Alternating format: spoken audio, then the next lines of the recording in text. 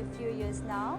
I had no negative thinking. I just said, wow, I'm going to India, I'm going to Varanasi, I'm doing inner awakening. It's going to be something that's going to transform my life totally. I just wanted to share a miracle that happened to me today. We were doing a few exercises on completions with Swamiji, and after that I was standing and looking for someone in the crowd, and I realized that I was not wearing my glasses and I could see people, like people's faces. Usually I'm short-sighted, so I can't see from far. I was standing at a place and trying to look for my parents in the crowd, and I was like, oh my God, I can see the faces and I can see them not blurry, because usually things that I see and the faces are blurry without my glasses. For one of my eyes, it's 2.25, and for the other one, the left one, is 1.75. Without my glasses, I will not be able to see clearly. For example, I can't drive without my glasses. I was not shocked because I actually asked Swamiji to heal my eyes a few days ago, and today I was, wow, it really happened and it's real. I can see without my glasses. So I feel that's such a blessing for me and my family to be able to attend inner awakening together in Varanasi.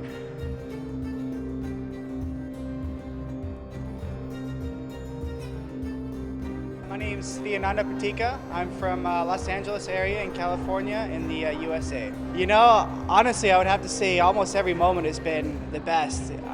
It's every second is giving a bigger and bigger clips, deeper clicks, and in terms of experiences, without a doubt, yesterday the death process was probably one of the most powerful experiences I've ever had.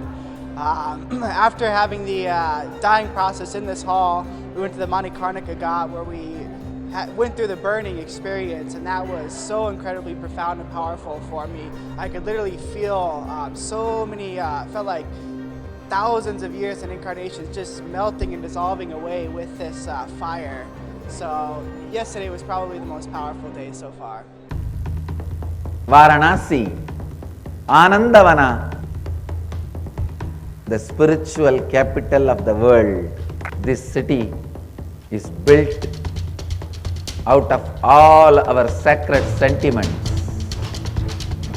This whole city is built not just with mud, stone, wood, mortar. It is built with our sacred sentiments. That is why Ramakrishna says this city is golden city, because all our sacred sentiments are filled and this city is built.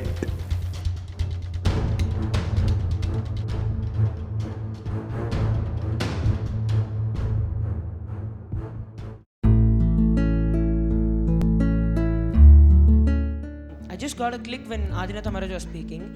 Like, I understood that even if it is attachment, see, basically you get attached for things which you like the most. Like most of the things, like suppose you draw something, then you're so attached to it that you love it so much. So what I feel is that even, see, the moment you're creating something and you're getting attached to it, so what I feel is that even attachment is also a form of love only. Because in that point also you're creating something. Like you made something, you made a toy or you made a drawing or you created some beautiful thing to happen, and then you're so attached that something might happen to it. So what I feel is that even attachment is a part of love only. When Swamiji was with Arunagiri Yogeshwara, and one day when he went and saw that Arunagiri Yogeshwara is not there, and he's not there anymore, at that time he had love, but just to show us the difference between conditional and unconditional love, at first he had love. So once he realized that Arunagiri Yogeshwara is not there, he started crying in front of the Arunachala deity. He started crying, calling Arunagiri Yogeshwara back. But then once he realized that unconditional love, he saw himself in the deity, and he experienced Advaita with the deity. So at that time he realized that everything is part of him, and he had that unconditional love. So what I understood from this is, the space of conditional love can also lead us to the space of unconditional love. See, what I feel is, Swami told once had sung that if you feel that I'm not giving love so much, if you feel that you don't give love so much to him, means that he didn't give you so much of love, because that's why he's responsible. If you know, in Shiva Puranam there's a line which says Avanarulale Avantal Vanagi, means that because of his grace only we'll be able to bow down to him. So what I feel is, only when he decides to see you, you will be seeing him. Only when he decides to show love towards you, you will be able to love him. But the moment Ravana came and asked, he gave the whole Lankapuri to him. Means he was very clear that he is creating it but without possessing it. So when you do like that, it becomes selfless love. Whereas you know, okay, nothing belongs to me. Everything is for others, and you don't do any work. You are basically lazy. You are inactive. In that, at the end of the day, you are not contributing anything to anyone. Only when you contribute, it becomes selfless love. Like how Swamiji told a few days ago, that every day at night, whether it's 11 or 12, he just sits. It means he sits and asks Mahas and Rishi how the Gurukul, like what, like all the kids have gone for sleeping, did they eat, did they do this activity, has this been introduced, like has this been explained to them. When he sits and asks all these things, he's only showing his selfless love. The moment we get into incompletions, I have felt that this search, somewhere it stops.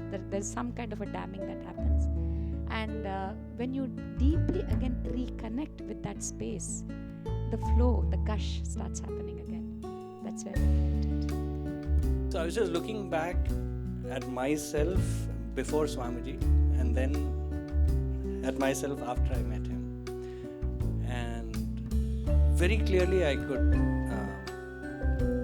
realize one thing, which is, before I met him, as Swamiji rightfully said, you're always looking for some kind of a reciprocation, and there was always a plan for that love. You had a plan that you will do certain things, and then you're looking to be treated in a particular fashion, or you're looking to be loved, or you're looking for some end result. So it was always there was a plan for yourself, plan to do certain things, and expecting a result, expecting certain things to happen. And I don't know, I don't even remember now the last time when I had a plan for myself. And suddenly it became like a real click. I mean, of course, it was just brought out in the open in front of me when it was said, and I was like, oh God, I'm there. Actually, I'm experiencing. There was no, I was just looking within very deeply how I've been living the past few years with Swamiji, and I've always found that I was only responding to situations very authentically. I didn't have a calculation. If I felt there is something drastically wrong, I said that it is wrong. And then when there was, I can even say there's no hypocrisy behind the act. So I just found that, wow, that's such amazing freedom, and there is no need for a plan. Just responding to situation by situation, and that was so amazing when I was looking back into myself that way.